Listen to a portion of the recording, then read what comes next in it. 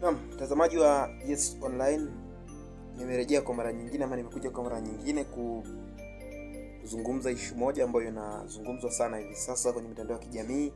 Ni issue ya kimichezo ambayo inahusu timu zote za ligi kuu ya Tanzania bara.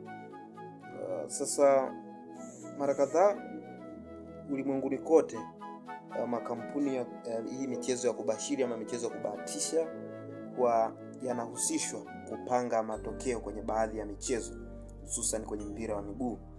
Sasa issue hiyo pia sasa hivi inazungumzwa Tanzania kwamba haya makampuni ya kubashiri, yanazungumzia Mbet, lakini vile SportPesa yanashiriki kwa namna fulani kupanga matokeo na mambo mengine mengi.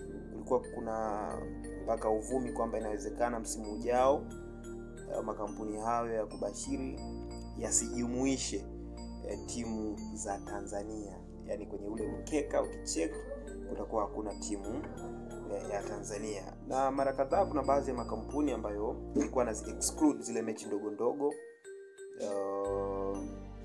Siwezi kuyataja hapa kwa sababu ya mambo fulani.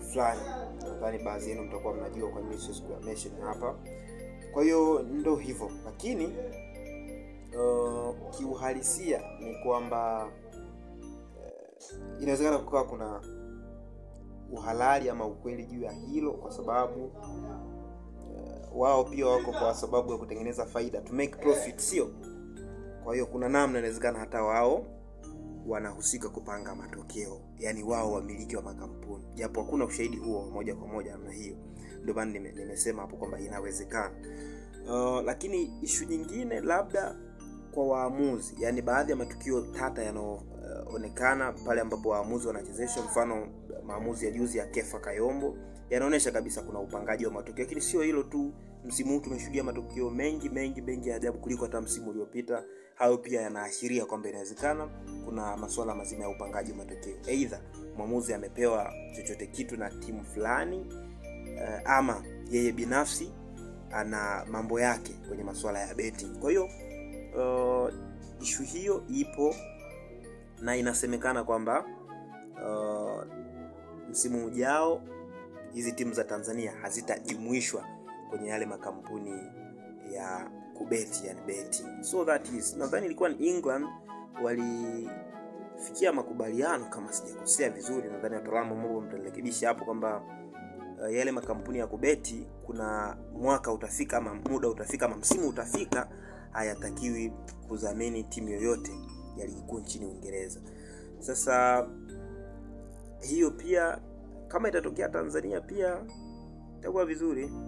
Lakini ukisema eti makampuni ya kubeti yaache kuzijumuisha ligi kubwa 5 barani Ulaya, kwa mfano EPL haipo kwenye mkeka, watu wanaweza kaacha betting, sababu hizo ni ligi ambazo of course zinatoa magoli hivi nini hivyo. Nadhani mnanielewa wanangu wa betting. So issue iko hivyo Tanzania. Sasa nipe maoni yako kama timu za Tanzania zitaondoshwa kwenye mikeka. Shall we manage to survive? To survive wanangu, ama watu stiri mara ya mwisho?